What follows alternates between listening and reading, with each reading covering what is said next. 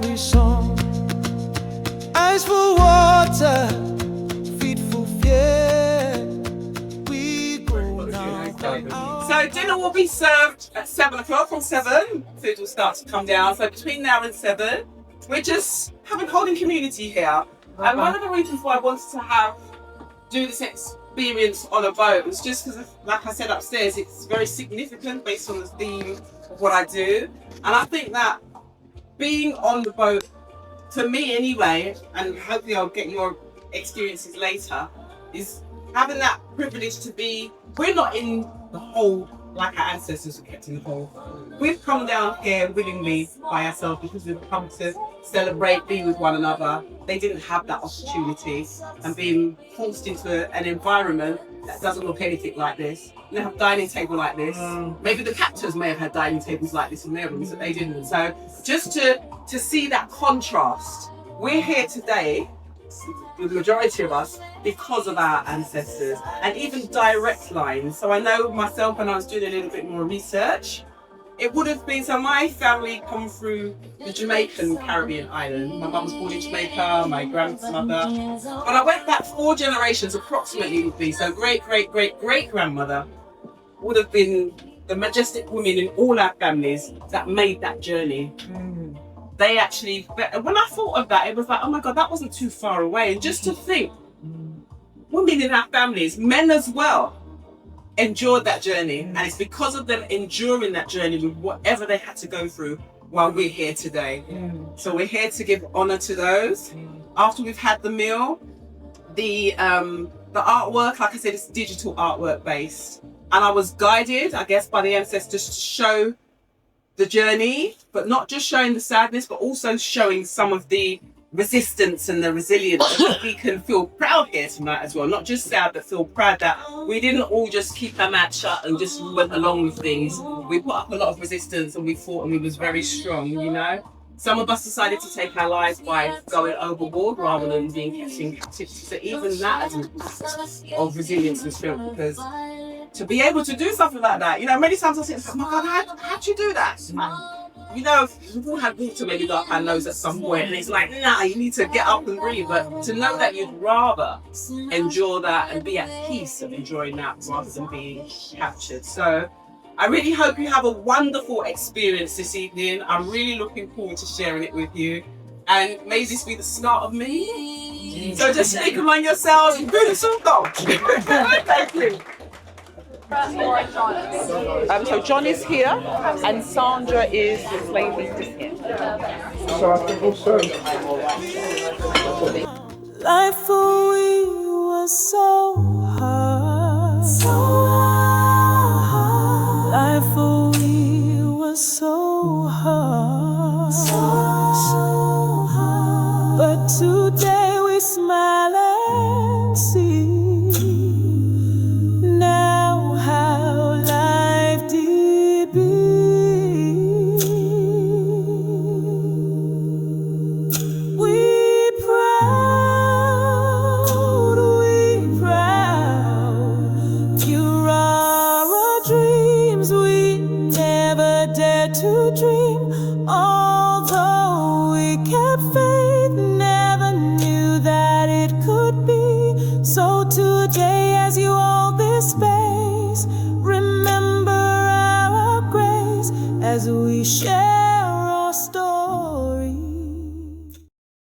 The message that came through for me with that one to create that was just to start by having a representation of the elder ancestors, sharing that although we've been through the pains that we've been through, we are their dreams. You are our dreams, is what she was saying. All the ancestors are proud, and hope that today, as you share this space, remember the story. So I thought it was nice to start with a little message from the ancestors. Would anybody like to maybe share what comes up for them when you look at that piece at all before I play anything? Anybody? You don't have to. A goodbye. Okay. And letting go. Anybody else? Or is it the same sort of thing? Say that again. See you later. I see you later. Definitely. So me, one of the things I was thinking about was that we hear of, although we don't hear it a lot, we know what we are aware of the taken away, the being stolen and taken away. And maybe we don't always reflect on what happened to those left behind. So this for me, when I created this piece with the animation, was how those that were left behind, mothers, grandmothers, daughters, sisters, family, felt looking out at the ocean, their children, their family have gone. So it will be a bit emotional, it's short. So I'm just, in case anybody feels, it might be deep, but we are going to touch on some things that are a bit heavy, but I'll make sure that we bring the light back up. But I just think it's important that we capture all parts that we haven't really had the opportunity to share. So I'll do this one for you now. Our loved ones, we hold their pain deep in our hearts. Okay, so I think I don't really need to say anything. I think it speaks volumes. So I'll just play the piece. We now are one day. Don't take we from the land, chain we foot, tie we hand, tie we foot, tie we hand. But they can't chain the soul. Yeah, so that was a piece. Basically, we don't want to be here. We know one day are. Yeah, speaks one. So far we've seen quite a bit that's really stirs the emotion. So we got like the rawness of what happened, because that's the factual side of it. So I'm hoping to now bring in some we've got one more sad one first, actually, and then bring in some of the resistance that took place as well, because we didn't just go easily with everything and like, okay, yeah, you got me now, just whatever. No, there was many of us that put up fights for that. And we need to honor those who done that for us. Hence why we're here as well, I keep saying that. So the next piece, again, it's another emotional piece. And I think it captures quite a bit. I don't think I need to explain anything there. I'll leave you for a moment looking at that while I get the footage for you.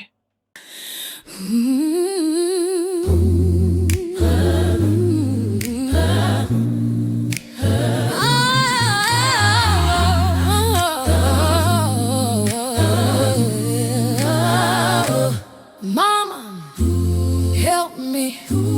Papa, help me. Sister, help me. Brother, help me. Send help. Tell me what to do.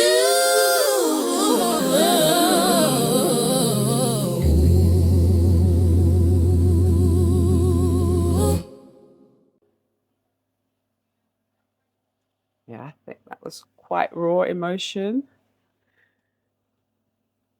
So this gives us the opportunity really to feel the humanness of what was going on, because most of the times we was deemed as just being cattle. So there was no kind of emotions attached to that.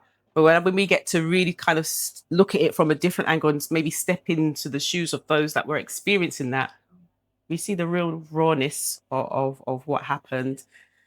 And imagine being really scared, you've just been stolen from your families and don't know what's going on and what's going to happen. But then we also had some of those that did resist as well. So now we go into the hold. So this was the crossing. And I do have like a little 3-minute footage at the end, because what I realized, or what I thought about recently was, okay, we know about being on the hold in the bottom of the ship. So how did we get to the ships? And it was from these small wooden boats from the shore to the ship. So this is kind of a bit of that journey, going from one of the boats to the ship that was out at sea. I didn't really connect that before. Yeah. Ooh, where did that water come from? So that was the next piece. Anybody like to give any thoughts as to what a brother might be thinking? Yeah. But there's some did stand up to that. And I think with this, it was really about, we can see the sister's not well. And he's trying to look after his sister, like, what's going on, brethren?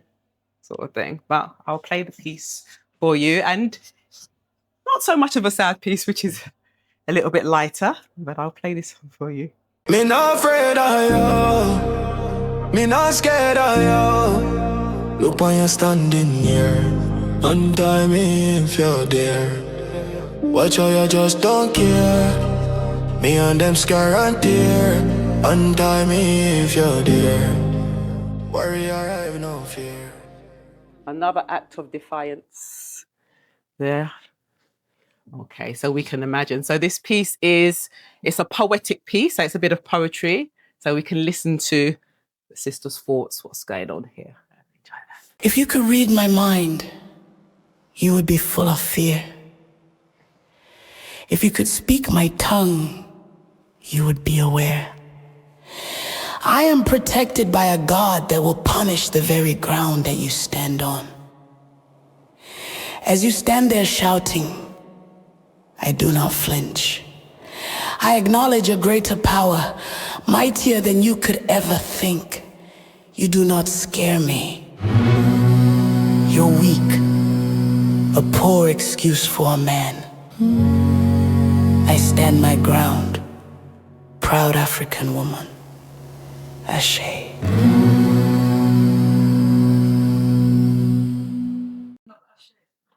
Ashe is usually like a type of blessing, like how the Christians may say amen, but it's an ancestral blessing. We say Ashe, we acknowledge the ancestors, we're acknowledging those that have gone before us. So we speak our truth.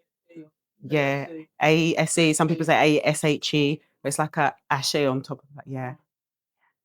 Does anybody else want to add to that if you know more than me on that? Yeah, okay. We know it's not taught in school anyway, but if there is anything that's to do with Black history or slavery, it would always be us in the ships, crowd down, cowering, not showing anything as powerful as this. So it's really bringing the narrative to show, actually, you're missing really significant parts here. You have not chosen our destiny. We have chosen our own destiny. We may stand before you, but we will never bow. You bind our hands and feet. You snare at what you think is defeat. But here we stand, together, ready to take the next step. Overboard is our destination because we refuse to remain. So you with your gang, your group of beasts, by the time sun rises, here we will no longer be. No, I had a so what are we gonna see with sister? So yeah, of course. Why do we think colonial history isn't taught in this country so much? Okay, is that for the group you said? Can I give you some context? Yeah. I'm asking this question for someone that went to a Pan-African school. Like, I went to a school that taught me knowledge yourself, but at the same time, I still have this, like, where am I from kind of questions and... yeah, exactly. Yeah. I've got that too. Oh, I had that too. Yeah. So it has a lot to do with if you are told what you are, you will never try to search for it. If that makes sense. That's one. And two, as I was saying before, is control. So, for example, if they control the narratives of who you are, then it's easier for them to control you. No question. Because as well, once you've got this information, once you know you are, once you know, because we hear about slavery, but we, like I said, we're always just really shown that we cowered to that. We were submissive all the time. Yeah. We believe that now, it's embedded. Oh, we didn't fight back. We didn't do nothing. So our young people at schools are submissive to those who look like those who colonized us years ago, like our teachers and what have you. Now, if we're taught our greatness and we saw that we stood up for that, the empowerment that's going to do. If you think about years ago when Roots came on the TV, so many of us was empowered the next day. So I think it doesn't benefit the system if the so-called minority become empowered. And we have to do really ourselves. They're not going to teach this in school, not for now anyway.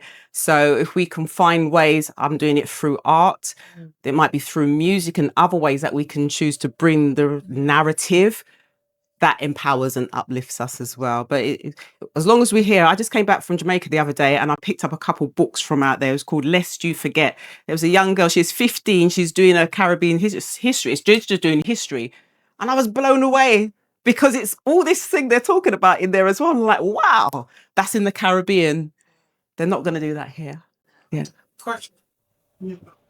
Because we are empowered to do what? So We have all been college, each one people, and we grow to what? Our history is our trajectory was interrupted massively. Yeah. So we talk about the language like third world, this, that, and the other, blah blah blah. We were ahead before we were interrupted, right? So all this knowledge to do what? To do better, to be better, to have better, to unfortunately close. I say unfortunately because it's closing the gap to where we should have been had we not been interrupted, had our lives collectively, our trajectory not been massively interrupted and brutalized. So we got put on the back foot. So we're now having to rediscover ourselves, re-find ourselves, re-empower ourselves, re. And if we see things that inspire us or give us something to aspire to, we're like, wow, now we feel we can step into our greatness because it can be done. We're not, starts to change how the perspective, give you a different perspective because it's like now, okay, so I can do this, or I'm strong enough to do it. Oh, my people did this, whereas if we're not seeing any of that narrative at all whatsoever, there's the odd few who might naturally have those questions. So sometimes I'm like, why is it just a handful of us know certain things? I'm always asking that. But maybe it's because the masses need to see more of the achievements that's happened. If you look at even in sports, if we see if it be Jamaica running and they're winning medals, or, we're winning on the different, it empowers not just young people, but it empowers us like, we're good, we can do this. And it inspires you. Probably then start to see more people going into the fields that are open. But I just think it's an entry into changing the perspective and tapping into who you could be, and that gives you something to feel empowered about. That's what I believe, but I don't know, we all have. I think It's who we are. Go ahead. It's okay. Now, I suppose I struggle because I think the narrative, everything that you're saying makes sense. The challenge, I think, at the end of the day is to what end? Because we talk a lot about unity, and then there's this question about, I'm trying to become and integrated into what? The Western structures? Am I trying to, is this whole idea of my best self through the lens of the colonialized structure? Was my best self a reference to the ancestors, to that which was? I love your point about we were ahead. Yeah. But we were ahead then. Yeah. Where are we now? And then the world order. I suppose at the heart of it, like probably over the last 20 years, I've been doing a lot of work around how do you empower the next generation. But I think we really need to talk about the next 3 to 5 generations to do what? Because I think that certainly my frustration that I think that we're empowering them to become more of the Western structure rather than more of something. But we need to focus on ourselves. I was just going to. The next generation will follow, but we need to do it. But we was even saying at the dinner when we were having dinner earlier on that, the world's changing now, and everybody's going through the struggles, and there is something going on that people don't fully understand with the young, the middle-aged, the newborn. Something is going on.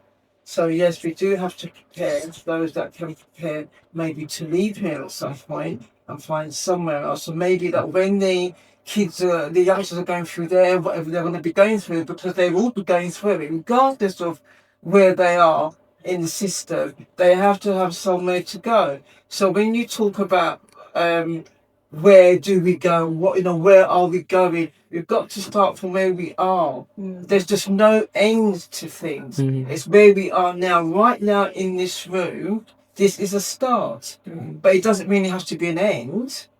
It will just evolve and evolve and evolve. Let the energy just happen, and it will just grow. I would argue that we keep evolving into being Western structures. No, but I think, this here's not a Western structure here now, is it? Where we are now, it's not a Westernized thing. We're looking at history and where we are, and hopefully it will touch all of us. So we can only start out in a small way, and then it will obviously, flow out the way that we want it to flow out. But this is not. But I don't see this as being Westernized. I think, being here. I think, and also along with that, in terms of the journey, starting from where we are. So, for example, over the years, language has evolved to, there were many of us who had certain ideas or certain notions that were troubled, but we couldn't put a pin on it. We couldn't identify, we couldn't explain it. But the language evolves, and now we're better able to explain it. When you can identify a problem and explain the problem, then you can start to work to resolve the problem. And it is a journey. And so, for example, in the past, we would use language like, I want to sit at the table. I want to sit at the table. Whose table? But you hear now, screw that. I'm setting up my own table. So that's in a wider context. That what was the ideal over there? Actually, nah, I don't want that. This is my ideal. So metaphorically, that's evolving all over, and there's so many. Life is a kaleidoscope. There's so many aspects of life that have to be shifted and nudged, to be reset, for things to be dismantled, for things to be rebuilt, and each generation, I dare say, with hope in my heart and soul, starts to shift that. I like that. To start with where we are in terms of our landscape. For me, the challenge is Absolutely. we'll go to where we are, the majority, the Caribbean, Africa, and we're not ruling like we should be. Sometimes I understand the challenge of being here. We're the minority, and we're going to struggle, and we're going to do what we need to do. But when you go somewhere where you see all of us, and we're still fighting amongst all of us. So I think there's lots that we need to do internally within our own areas, our own countries. We need to be taking back our country. Our countries, as we call it, they're overrun by people that don't look like us, that don't really care about us. And our governments are just giving them. They're giving away our land, our minerals, all the things that the Western world wants. So there's a lot of... We're still in some kind of slavery. That's the reality. Can I just add to that on those 2 points? It starts from empowering. So, for example, I've got 2 kids, 2 small girls, and they're in a predominantly white school. And I have to empower them and explain to them why they are different, and explain to them every day why you are equal at the same time. So what I'm seeing here is not just a start, and it's not an end. I think it's an evolving ladder or stairs, if you like. Because I also came here and I started in the corporate space. I was the only black person in there, and I struggled for 10 years, getting paid less, giving more work, and I just didn't feel empowered. But as I started to educate myself more about black history and about myself and empowerment and all that stuff, I became stronger, and I actually rise to the ladder and got what I deserve. So I think this is important because there's still a lot of young kids today, right now, that needs to know this. They need to hear this. They need to be empowered so that they can take the next step.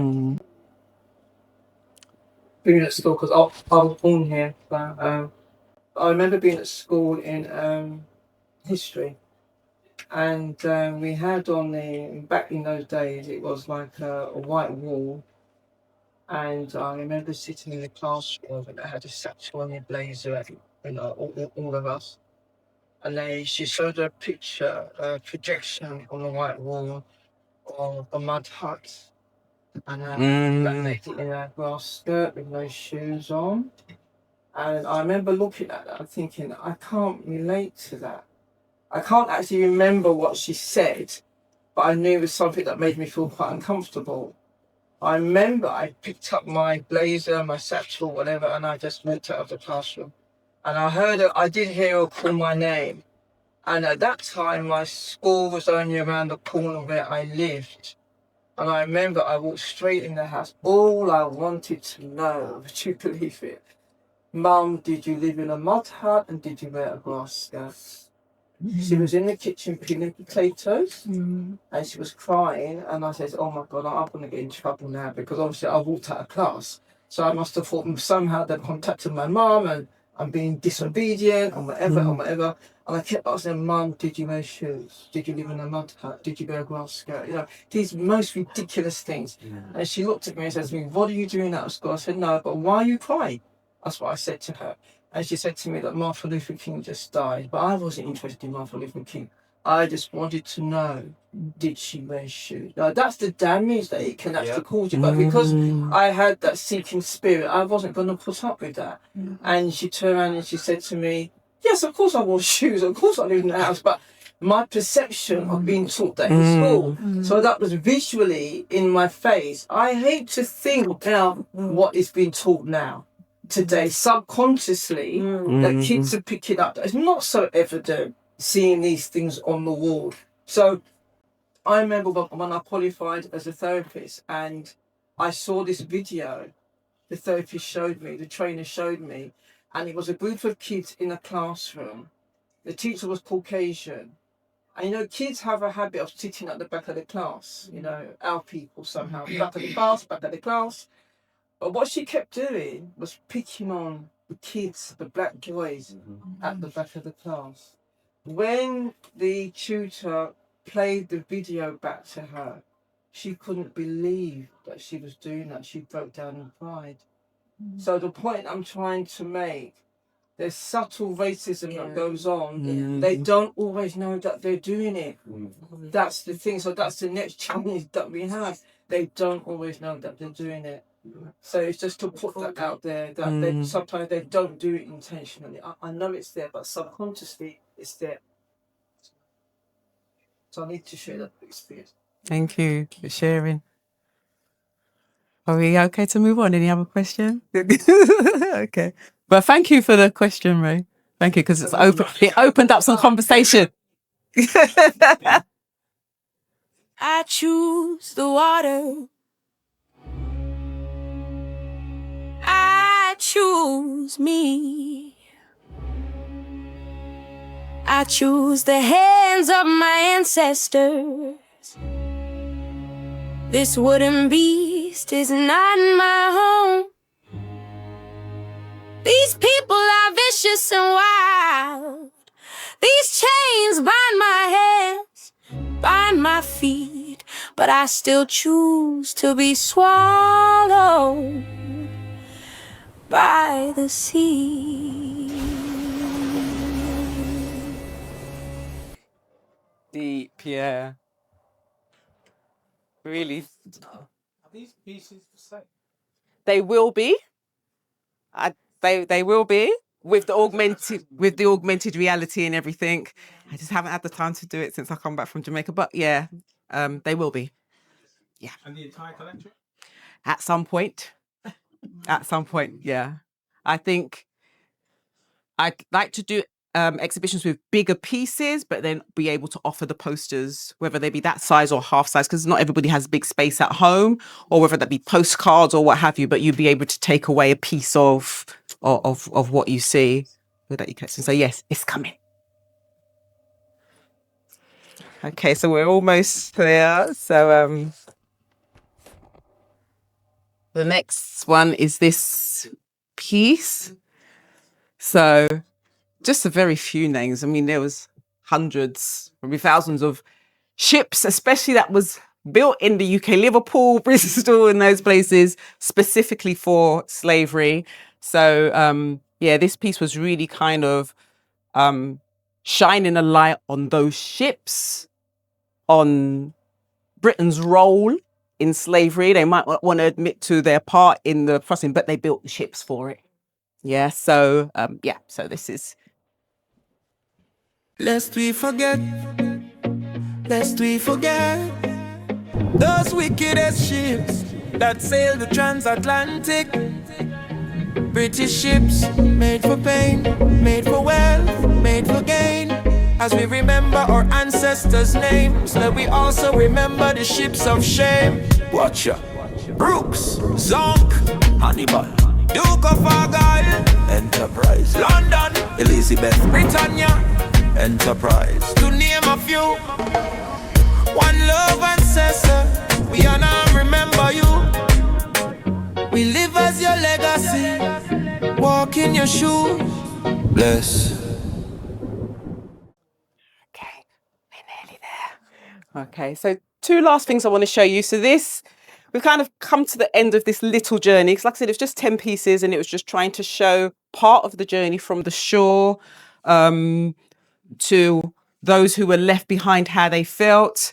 We know we was in the hold of the ships, but then I was showing that journey from the small boats to the ships, and then showing the don't even call it rebellion, the resistance, and that was showing gone through that, through the men, the women, the couples alike, and showing how some of us were even modify it by choosing to take our life rather than having our life taken for us, remembering those ships that took part.